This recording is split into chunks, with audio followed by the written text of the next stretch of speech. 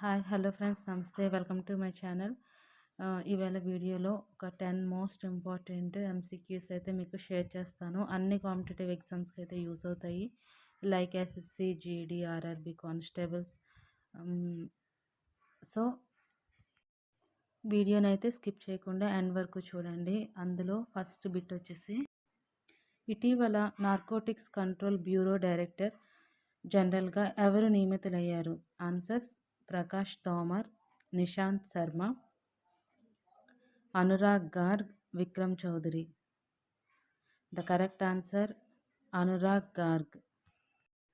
హిమాచల్ ప్రదేశ్ క్యాడర్కు చెందిన 1993 batch IPS అధికారి Anurag Garg narcotics control bureau director జనరల్గా నియమితులయ్యారు. ప్రస్తుతం ఆయన సరిహద్దు భద్రతా దళం బీఎస్ఎఫ్లో అదనపు డీజీగా పనిచేస్తున్నారు. కేబినెట్ నియామకాలు కమిటీ ఏఐసీసీ ఆయన నియామకాన్ని మే 23, 2026 వరకు లేదా తదుపరి ఉత్తర్వుల వరకు డిప్యూటేషన్పై ఆమోదించింది. ఎన్సీబీ అనేది భారతదేశం యొక్క ఫెడరల్ యాంటీ నార్కోటిక్ ఏజెన్సీ. ఇది దేశవ్యాప్తంగా కార్యకలాపాలను కలిగి ఉంది. సెకండ్ వన్, ఇటీవల వార్తల్లో ఉన్న బయో రైట్ స్కీమ్ కోసం నోడల్ మంత్రిత్వ శాఖగా ఏ మంత్రిత్వ శాఖను నియమించబడింది? ఆన్సర్స్: సైన్స్ అండ్ టెక్నాలజీ మంత్రిత్వ శాఖ, పర్యావరణ, అటవీ మరియు వాతావరణ మార్పు మంత్రిత్వ శాఖ, వ్యవసాయ మంత్రిత్వ శాఖ, పట్టణాభివృద్ధి మంత్రిత్వ శాఖ. The correct answer is science and technology మంత్రిత్వ శాఖ. కేంద్ర మంత్రివర్గం biotechnology research, innovation and entrepreneurship development BioRIDE పథకాన్ని ఆమోదించింది. ఈ పథకం ఆరోగ్య సంరక్షణ, వ్యవసాయం మరియు పర్యావరణ స్థిరత్వం వంటి సవాళ్లను ఎదుర్కొనడానికి బయో ఇన్నోవేషన్ను ఉపయోగించాలనే లక్ష్యాన్ని కలిగి ఉంది. ఈ పథకాన్ని సైన్స్ అండ్ టెక్నాలజీ మంత్రిత్వ శాఖకు చెందిన బయోటెక్నాలజీ విభాగం నిర్వహిస్తుంది.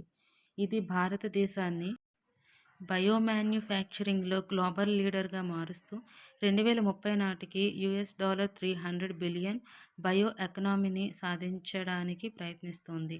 బయోరైట్ పథకంలో 3 భాగాలు ఉన్నాయి: బయోటెక్నాలజీ R&D, ఇండస్ట్రియల్ మరియు ఎంటర్ప్రీన్యూర్షిప్ డెవలప్మెంట్ మరియు సర్క్యులర్ బయోఎకానమీని ప్రోత్సహించడానికి కొత్తగా రూపొందించిన బయో మ్యాన్యుఫ్యాక్చరింగ్ మరియు బయో ఫౌండరీ భాగం. ఈ పథకానికి 2021-26 కాలానికి అక్షరాల 9,197 కోట్ల నిధులు కేటాయించబడ్డాయి. Next third one, state of the rhino 2024 అనే నివేదికను ఇటీవల ఏ సంస్థ ప్రచురించింది? ఆన్సర్స్: ప్రపంచ bank, international rhino foundation, IRF, ఐక్యరాజ్య సమితి పర్యావరణ కార్యక్రమం UNEP, and the last one, world wide fund for nature. The correct answer international rhino foundation, IRF. International rhino foundation state of the rhino 2024 అనే నివేదికను ఇటీవల ప్రచురించింది. ఈ నివేదిక గ్రేటర్ వన్ హార్న్డ్ రైనోస్ పట్ల సానుకూల ధోరణులను వివరించుచుంది. గత శతాబ్దంలో వారి జనాభా 20% పెరిగి ఇప్పుడు 4,000ని మించిపోయింది. వీరు ఇండో-నేపాల్ టెరాయ్, ఉత్తర పశ్చిమ బెంగాల్ మరియు అస్సాంలో కనిపిస్తారు. 2021 నాటికి భారతదేశంలో 3,262 గ్రేటర్ వన్ హార్న్స్ రైనోస్ ఉన్నాయి. వీటిలో ఎక్కువ భాగం అస్సాంలో ఉంది. వాటిలో 90% కంటే ఎక్కువ కజిరంగా నేషనల్ పార్క్లో ఉన్నాయి. ఉత్తరప్రదేశ్లో మొదటి సెమీకండక్టర్ పార్క్ ఎక్కడ స్థాపించబడుతుంది? Answers: greater Noida, Lucknow, Varanasi, Gorakhpur. And the correct answer is greater Noida. ఉత్తరప్రదేశ్లోని మొదటి సెమీకండక్టర్ పార్క్ రాబోయే నోయిడా అంతర్జాతీయ విమానాశ్రయానికి సమీపంలో గ్రేటర్ నోయిడాలో ఏర్పాటు చేయబడుతుంది. ఈ ఉద్దేశానికి రాష్ట్ర ప్రభుత్వం 225 ఎకరాల భూమిని కేటాయించింది. ఈ భూమి సెక్టార్ 10 మరియు సెక్టార్ 28లో ఉంది. ఈ ప్రదేశంలో 3 కంపెనీలు సెమీకండక్టర్ తయారీ ప్రాజెక్టులలో పాల్గొంటాయి. భారతదేశం ఏ నగరంలో గ్లోబల్ ఫుడ్ రెగ్యులేటర్స్ సమ్మిట్ 2వ ఎడిషన్ను నిర్వహిస్తోంది? Answers Lucknow, New Delhi, Pune, Indore. The correct answer is New Delhi. భారతదేశం రెండవ గ్లోబల్ ఫుడ్ రెగ్యులేటర్స్ సమ్మిట్ను 2024 సెప్టెంబర్ 19-21 తేదీల మధ్య న్యూఢిల్లీలో నిర్వహించనుంది. ఇది ఆరోగ్య మరియు కుటుంబ సంక్షేమ మంత్రిత్వ శాఖ ఆధ్వర్యంలో FSSAI నిర్వహిస్తోంది. 70 కంటే ఎక్కువ దేశాల నుండి ప్రతినిధులు హాజరవుతారని అంచనా వేయబడింది. అందులో 5,000 మంది వ్యక్తిగతంగా హాజరవుతారు మరియు 1.5 లక్షల మంది ఆన్లైన్లో చేరతారు. ఆహార భద్రత, ప్రమాద అంచనా మరియు నియంత్రణ వ్యూహాలపై ప్రపంచ సహకారాన్ని మెరుగుపరచడం ఈ సమ్మిట్ యొక్క లక్ష్యం.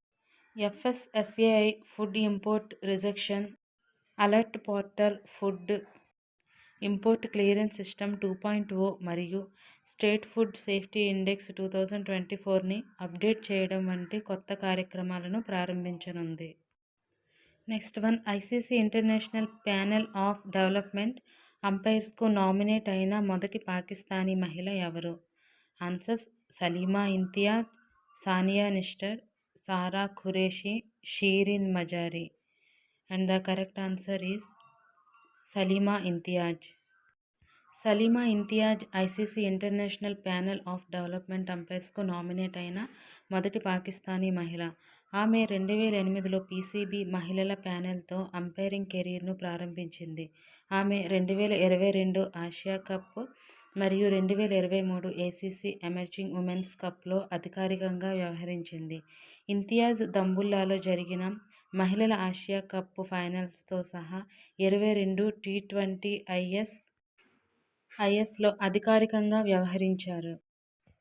ఇటీవల భారత సీనియర్ మహిళల ఫుట్బాల్ జట్టుకు కొత్త ప్రధాన కోచ్గా ఎవరు నియమితులయ్యారు? Answers Jaspreet Singh, Raghav Kumar, Santosh Kashyap, Ayush Sinha. The right answer is Santosh Kashyap. Santosh కశ్యప్ను ఆల్ ఇండియా ఫుట్బాల్ ఫెడరేషన్ భారత సీనియర్ మహిళల ఫుట్బాల్ జట్టు ప్రధాన కోచ్గా నియమించింది.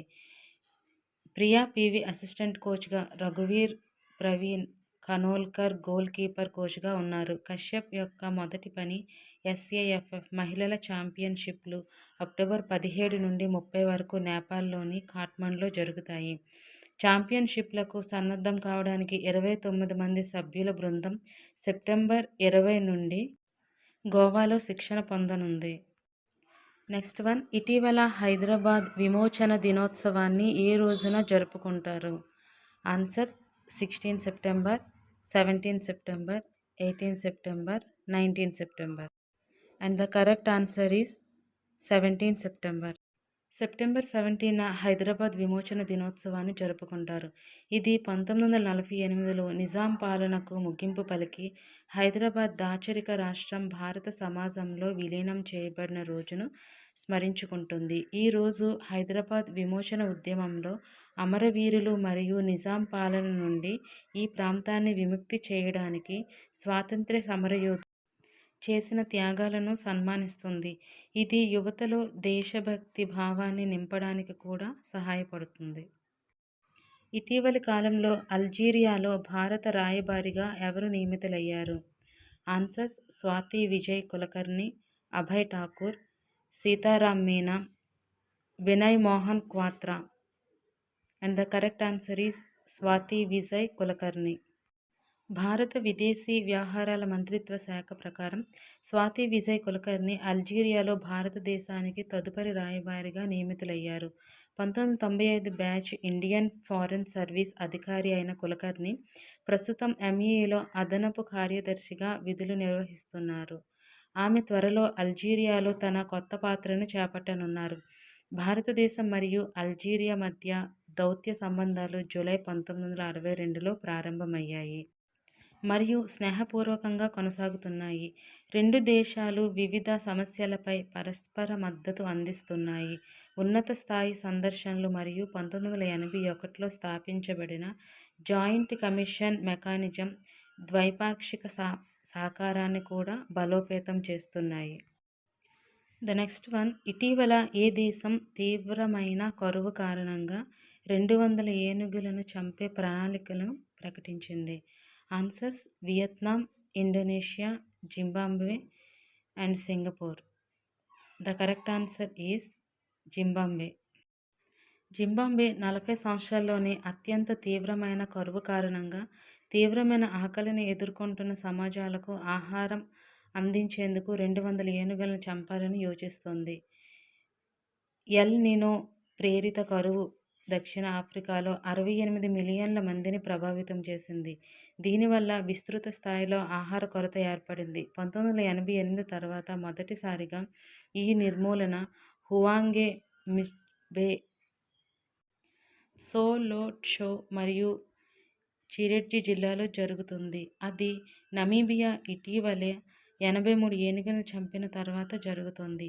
ఈ కుల్లింగ్ ఆహారం అందించడం మరియు పార్కుల సామర్థ్యం 55,000 కంటే ఎక్కువ ఉన్న ఏనుగుల జనాభాను తగ్గించడం లక్ష్యంగా ఉంది. జింబాబ్వే 84,000 ఏనుగులు ఉన్నాయని మరియు దాని $600,000 విలువైన నిల్వలను నిర్వహించడానికి దంతాల వ్యాపారాన్ని తిరిగి ప్రారంభించాలని వాదిస్తుంది. సో ఫ్రెండ్స్, ఈ వీడియోని తప్పకుండా లైక్ చేయండి, షేర్ చేయండి, ఛానల్ అయితే తప్పకుండా సబ్స్క్రైబ్ చేసుకోండి. మరిన్ని వీడియోస్ కోసం పక్కన బెల్ బటన్ కూడా ప్రెస్ చేయండి. నేను నా ఛానల్ అయితే ఆల్మోస్ట్ అన్ని కాంపిటేటివ్ ఎగ్జామ్స్కి సంబంధించిన కంటెంట్ని అయితే నేను ఎవ్రీడే మీకు షేర్ చేస్తూ ఉంటాను. సో ఛానల్ని అయితే తప్పకుండా సపోర్ట్ చేయండి.